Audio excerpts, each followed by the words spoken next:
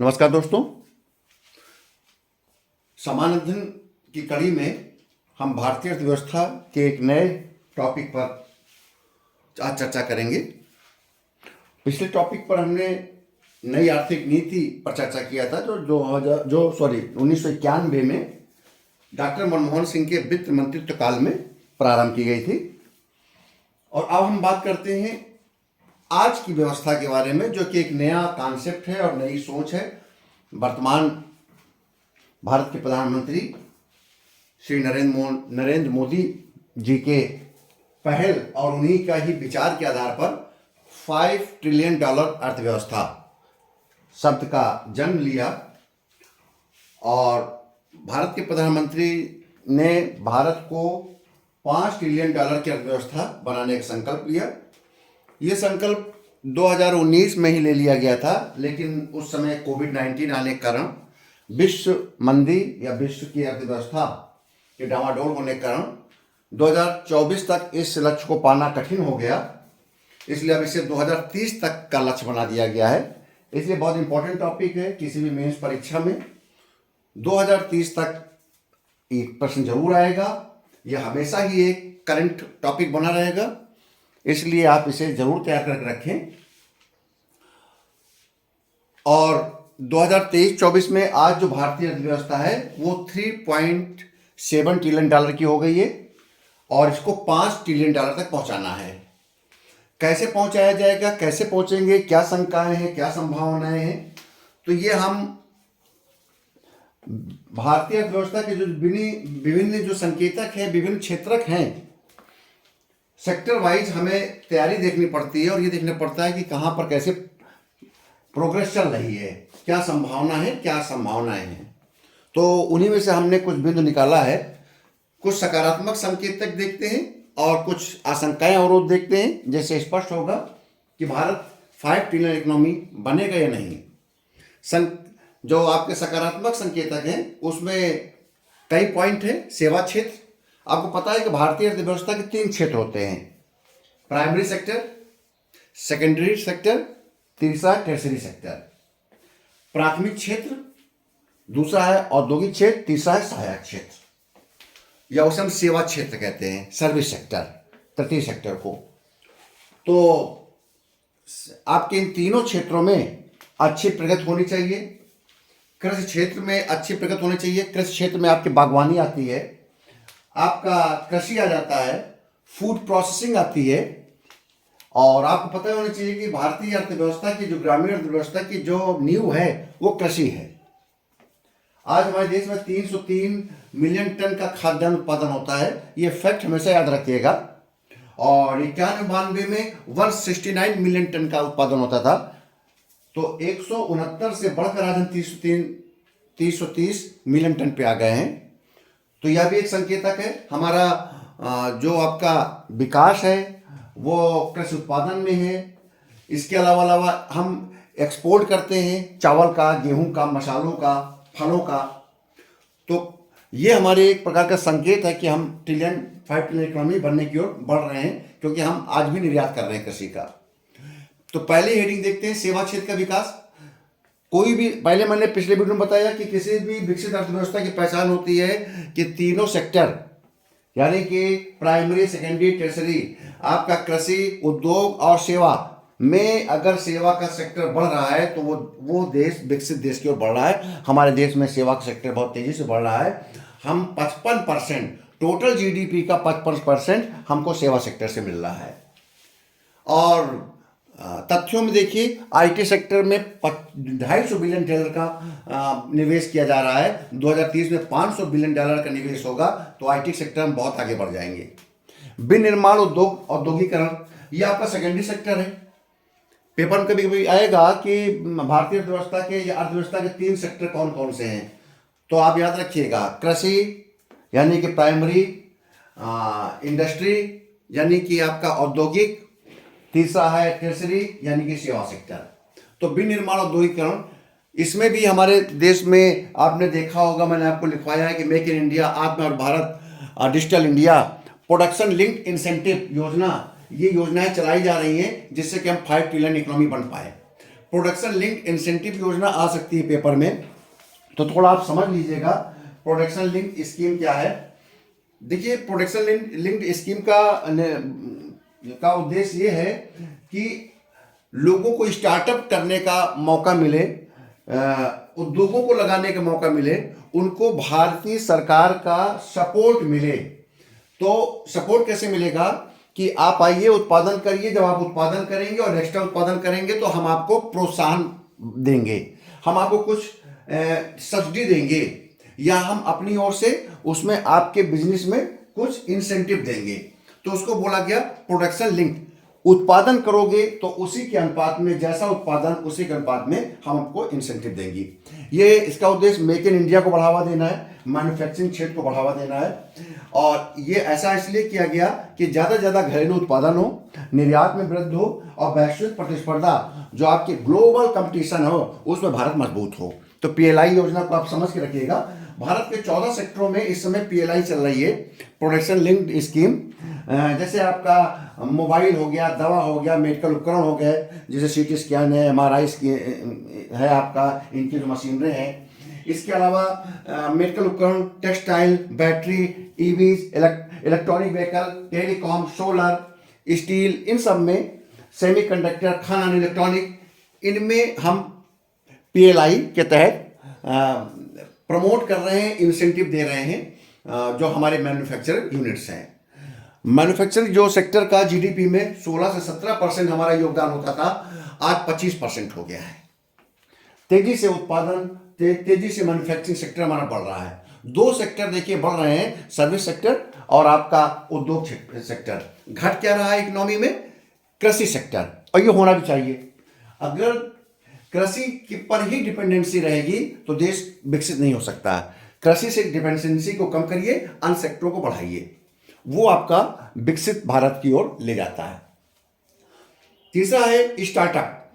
Startup, innovation, MSME. ये देखा ही होगा आपने, ये नए चर्चित शब्द है और तमाम स्कीम चला है स्टार्टअप योजना, इनोवेशन के लिए एमएसएमई। एमएसएमई का फुल फॉर्म पता होना चाहिए, माइक्रो, स्मॉल, मीडियम इंटरप्राइजेस, सूक्ष्म, लघु, मध्यम उद्योग। तो भारत में 1 लाख से अधिक स्टार्टअप पंजीकृत हो गए हैं। जब से योजना चली है आपके, तब से 1 लाख से अधिक स्टार्टअप को उद्देश्य है कि एक नए सोच का, एक नई विचारधारा का, इनोवेशन करने वाली कंपनियां स्टार्टअप में आती हैं।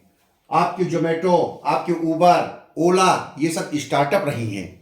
और ये आज के समय में यूनिकॉर्न स्टार्टअप हैं। यूनिकॉर्न स्टार्टअप मतलब ऐसा स्टार्टअप जिसमें $1 बिलियन का निवेश हो, 1800 करोड़ रुपए का आपका निवेश हो, उसको बोलते हैं हम स्टार्टअप, यूनिकॉर्न स्टार्टअप।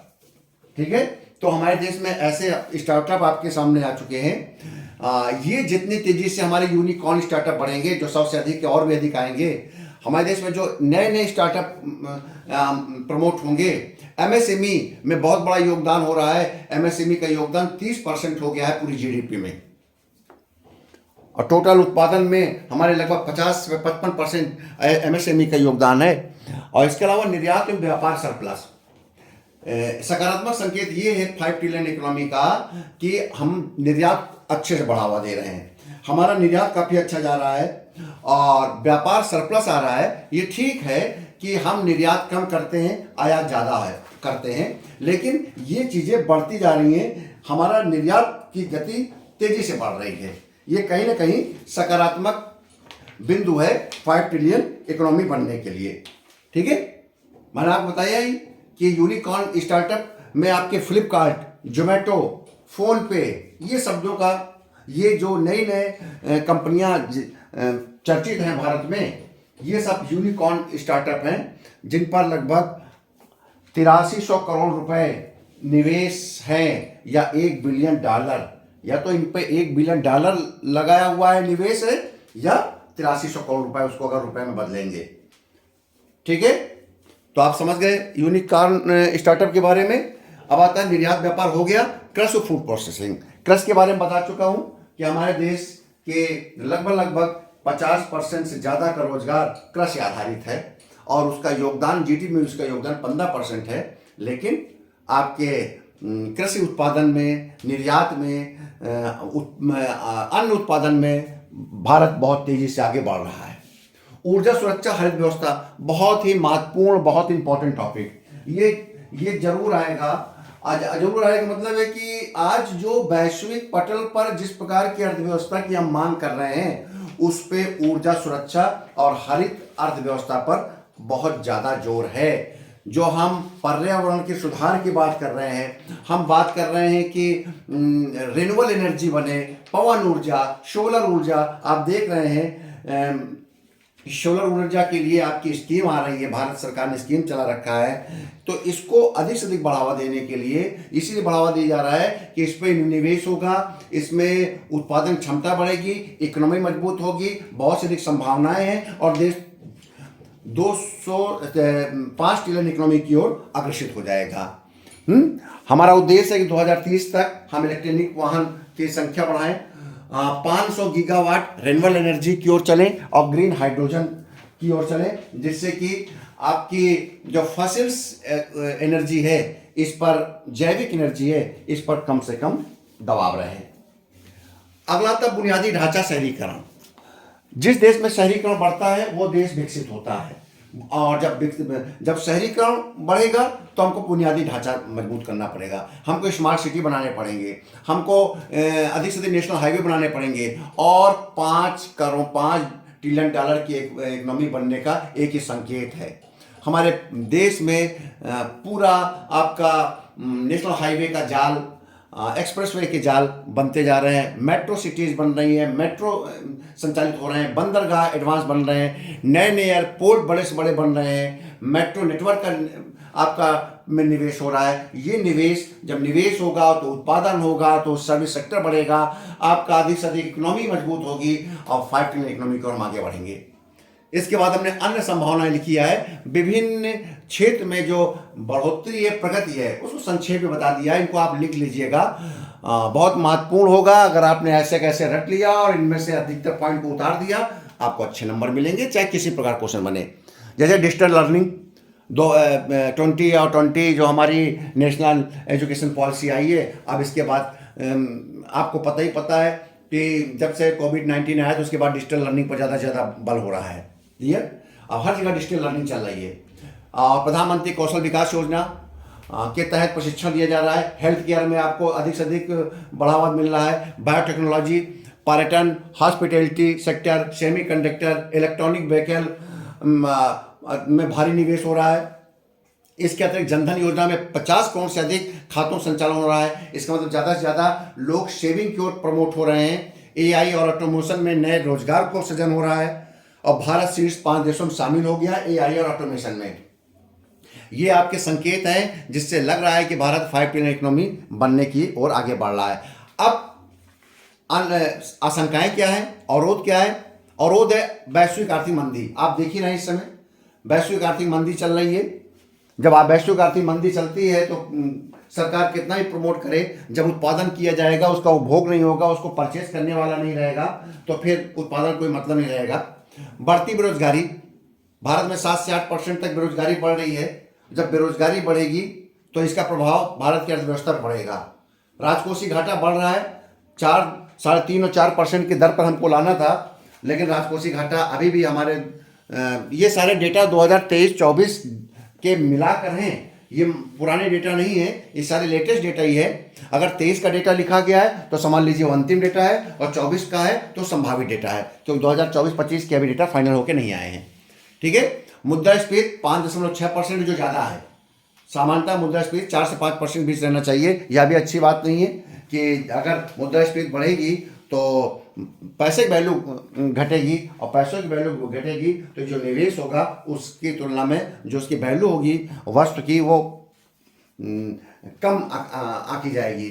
शिक्षा और कौशल विकास की कमी एक यह भी कारण है कि हमारे देश शिक्षा और कौशल विकास की कमी है। शिक्षा प्रोडक्शन ओरिएंटेड नहीं है, जॉब ओरिएंटेड नहीं है, तो इसकी ओर भी कदम उठाना चाहिए। जलवायु परिवर्तन और पर्यावरणीय संकट के कारण हमारा देश आज भी कृषि प्रधान देश है, तो जलवायु और जब आपका पर्यावरणीय संकट रहेगा तो तो उसका प्रभाव हमारे फसलों पर, हमारे उत्पादन पर पड़ता है, जिसके कारण अनिश्चितता रहती है प्रगति पर। भारतीय अर्थव्यवस्था के जो संकेतक होते हैं प्रगति के, उस पर एक अनिश्चितता रहती है। विदेशी निवेश में अस्थिरता, फॉरेन करेंसी का जो आपका है वो वर्ल्ड की इकोनॉमी पर डिपेंड करता है। कभी कभी टैरिफ वार होता है, आजकल जैसे देख ही रहे हैं आप, अमेरिका के राष्ट्रपति ने टैरिफ में को हिंदुस्तान पर बढ़ाने के संकेत दिए हैं, तो जिससे ऐसा लगता है कि वहाँ से आने वाली चीज़ें बहुत महंगी हो जाएंगी। जब महंगी हो जाएंगी तो मानी बात है उत्पादन भी महंगा होगा, जिसके कारण आपका हो सकता है इन्फ्लेशन भी बढ़े, तो इस सब का प्रभाव पड़ता है। भू राजनीतिक तनाव, आपका जियो पोलिटिकल तनाव तो आप देखने मिलते हैं, जिसको कहते हैं युद्ध, अगर हम सामान्य भाषा में कहें। रूस और यूक्रेन का युद्ध चल रहा है, फिलिस्तीन इजराइल का होता रहता है, ताइवान चीन, आपका उत्तर कोरिया के साथ तनाव होता रहता है। तो ये जो अगल बगल देश में तनाव होते हैं उसके कारण अर्थव्यवस्था पर प्रभाव पड़ता है, क्योंकि कोई न कोई जो अर्थव्यवस्था है किसी देश की, वो किसी न किसी पर डोमिनेट करती है। कोई खनिज तेल पर प्रभावी रहता है, तो कोई आपका बड़ी बड़ी मशीनों के सेल पर निर्यात करता है, किसी के यहाँ से खाद्यान्न सामग्री आती है। तो जब जियो पोलिटिकल टेंशन रहता है तो इनकी कीमतें बढ़ती है, जब कीमतें बढ़ती हैं तो देश की अर्थव्यवस्था पर प्रभाव पड़ता है। ठीक है, अगला देखिए सामाजिक आर्थिक असमानता। हमारे देश में सामाजिक आर्थिक असमानता बहुत है। देश की 10% जनता, 10% जो हमारी आबादी है उस पर वो 90% GDP का भार अपने पास रखती है। तो बैंकिंग एनपीए, देश में बैंकिंग का नॉन परफॉर्मेंस एसेट बढ़ता जा रहा है। जो बैड डेट होता है, यानी कि वो पैसा का कोई उपयोग नहीं होता है, वो पैसा चलन में नहीं रहता है, उस पैसे से कोई फायदा नहीं होता है, तो यह भी अर्थव्यवस्था के लिए नुकसानदेह है। 5 ट्रिलियन इकोनॉमी बनने में नुकसान पहुंचाएगा। साइबर सुरक्षा, डिजिटल धोखाधड़ी। भाई डिजिटलाइजेशन से लोग इसलिए डर रहे हैं कि उनको डर रहता है कि अगर हम डिजिटल लेन देन करेंगे तो ऐसा ना हो कि हमारा आपका अकाउंट हैक हो जाए, तो बहुत से लोग डरते हैं। तो एक यह भी कारण है, और जब इस प्रकार का लेन देन कम होगा तो इकोनॉमी में ज़्यादा से ज़्यादा रुकावटें आएंगी, लेन देन में कमी आएगी। तो जितना से जितना लेन देन में कमी आएगी या पैसे का जो सर्कुलेशन है वो कम होगा, तो उसका प्रभाव इकोनॉमी में पड़ता है। शोध एवं विकसित निवेश में कमी। मानी बात है, हिंदुस्तान एक विकासशील देश है, तो यहाँ पर डेवलपमेंट और रिसर्च पर कम पैसा होता है। जितना अमेरिका, जापान में, ब्रिटेन, फ्रांस में किया जाता है, उतना हिंदुस्तान में नहीं किया जाता है, उसको बढ़ाना पड़ेगा। असंगठित क्षेत्र में लगभग 85% रोजगार। आज देखिए लेबर मजदूर असंगठित क्षेत्र में, अनऑर्गेनाइज सेक्टर में, ऑर्गेनाइज सेक्टर में अभी भी बहुत कम श्रम है और बहुत ही कम रोजगार है। इसको बढ़ाना पड़ेगा अगर हमको 5 ट्रिलियन इकोनॉमी बढ़ाना है। मतलब कि हमारे रोजगार जो प्राप्त करते हैं कर्मचारी या जो नवयुवक या हम कहें श्रमिक, तो उनको रजिस्टर्ड होना चाहिए भारत सरकार की तमाम योजनाओं के अंतर्गत, और उनका जो EPF है, अन्य जो उनकी सुविधाएं NPS है, वो कटना चाहिए। उनकी जॉब सिक्योरिटी और जीवन सिक्योरिटी रहनी चाहिए, तो जिससे वो संगठित क्षेत्र में आ सकें। नीतियों का धीमा क्रियान्वयन, लाल फीताशाही भ्रष्टाचार, ये हमेशा एक बिंदु रहा है कि हिंदुस्तान में नीतियों को बहुत धीरे से क्रियान्वयन किया जाता है, टाइम लगाया जाता है, टाइम बाउंड होता है, क्योंकि यहाँ पर एक्शन बहुत तेजी से होता है, इसलिए सरकारी योजनाओं में थोड़ा से लाल फीताशाही रहती है। अंतर्राष्ट्रीय व्यापार एवं टैरिफ, अभी बता दिया।